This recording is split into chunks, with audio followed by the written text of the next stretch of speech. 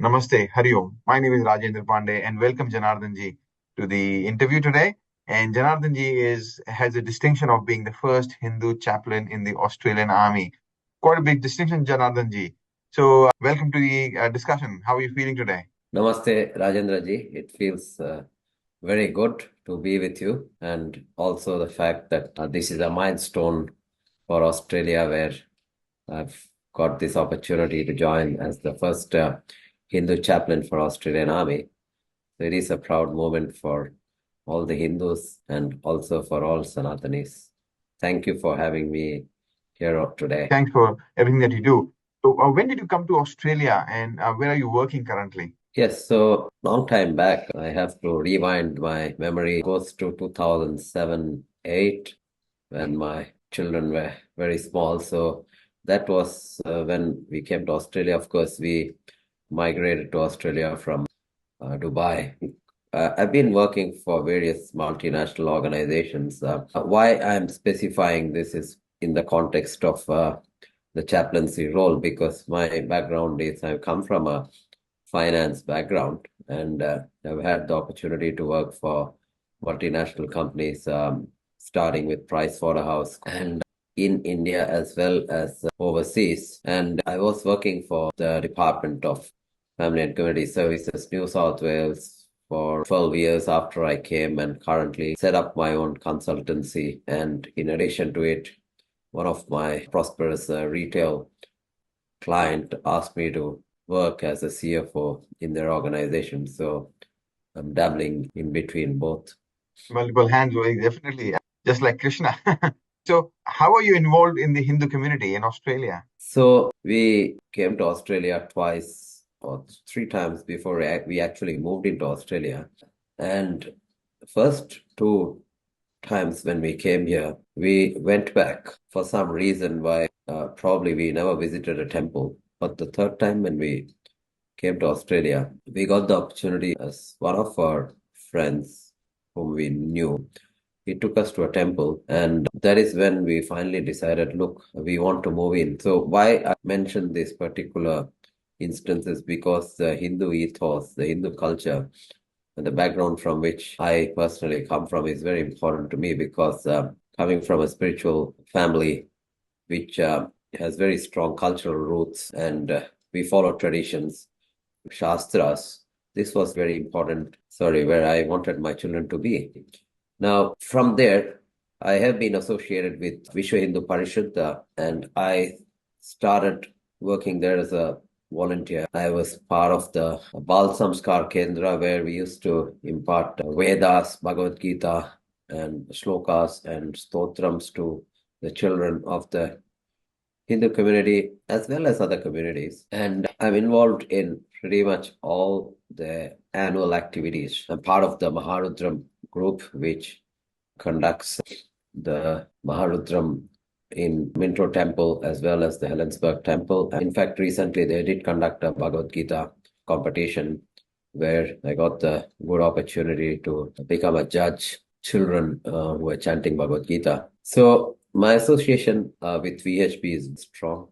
I'm also deeply associated with ISKCON, wherein, if I remember from 2009, I'm part of the ISKCON, where I myself am attending classes regularly. As they say, the study of scriptures never ends. So it's a never-ending process. And then I also impart the knowledge that I gain to other students, to family groups. And I'm currently one of the executive board members for ISKCON West Sydney, where we are building a beautiful temple for Sri Radha Govinda, Sri Ram Sita Lakshmanji, and Gauranitai, and of course Srila Prabhupada, who is our founder Acharya. And we have developed a huge Hindu community base to welcome the deities and also to be part of the new temple. And I head the preaching wing. So as the executive committee member, my responsibility is to head the preaching wing, where we have a group of devotees who impart Bhagavad Gita, Srimad Bhagavatam, and also other Upanishads to family groups or also individual groups. And we are in the process of making sure that this knowledge of Bhagavad Gita reaches as much as possible to the wider community. Definitely a noble cause. So, how did you come across this ADF chaplaincy opportunity? A particular opportunity came up when Sri Ramratnam ji, he actually sent an email to me. I think we have been associated with various programs since the beginning. To recall my memory, I think I got an email, and then it actually fitted in the whole scheme of things as to what we are doing here, because ideally what we do is we do pastoral care. When it comes to ISKCON, there's a separate devotee care unit wherein we undertake family pastoral care in times of need, when there is a family issue, or when there is a bereavement in the family, or if even if when someone falls sick, we take care of our devotee congregation because we treat them as family members, and we make sure that they are back to recovery. So of course we did a lot of such activities during COVID, and we keep undertaking those activities. So there's a lot of alignment between what you were doing and what the chaplaincy was offering to you, isn't it? Yes, and that is when I personally realized that in this chaplaincy position, there's a big difference with my background, with the experience that I've received from ISKCON and from VHP. And we can make a very big difference. The good fortune that I've had by getting this scriptural knowledge, because the Vedas and the Upanishads and the scriptural knowledge of Sanatana Dharma is so vast, and it actually gives you a purpose, and it also guides you as to what action needs to be taken when there's turbulence in mind. So it actually aligned with what I was doing in the organizations, and then I realized that when we are able to serve our country, and when we take this experience to serve our country, then that actually makes sure that we are serving everybody in the country. So why not share this experience and knowledge and share the good things that I've gained to the wider spectrum and to everybody in Australia. Thank you. And thanks for putting your hand up. So I would like to know, how was your experience going through the selection process, which was run by VHP and the ADF before you got appointed? It was quite tough, to be very blunt. The good thing was that I guess VHP already knew what I was doing. So that was an easy process, because I did not have to introduce myself as somebody new, because I guess when it comes to the community, they knew that, look, I was involved in these activities, and plus these things aligned with the requirements of the chaplaincy. That was the starting point. But then I had to undergo a series of one-on-one interviews with Subhuji as to what my purpose was. And that was where they wanted to analyze or infer whether the motivation was there to actually serve the country. And that actually helped me, because in the selection process, the same process was repeated, and they actually tested the alignment and the motivation.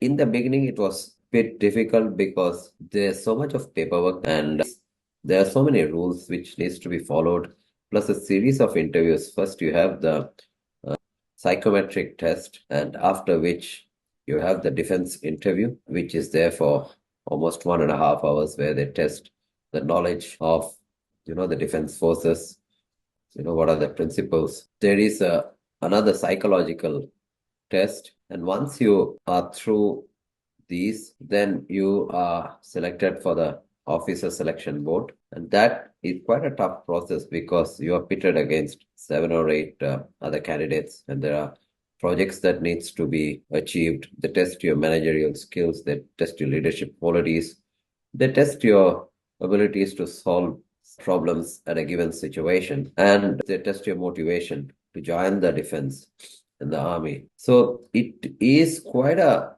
strenuous process, and it may feel sometimes we lose patience that it's taking such a long time and it's not moving at the pace that you want to move. But then I want to conclude by saying that VHP, especially Subhuji, very supportive, because or knew the systems, how it worked.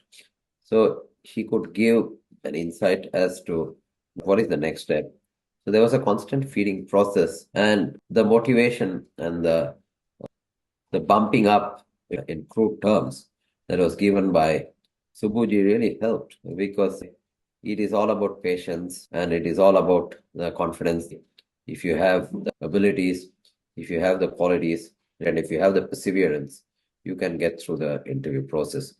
And the support that VHP gives in no less terms I can quantify, because no words can mention that.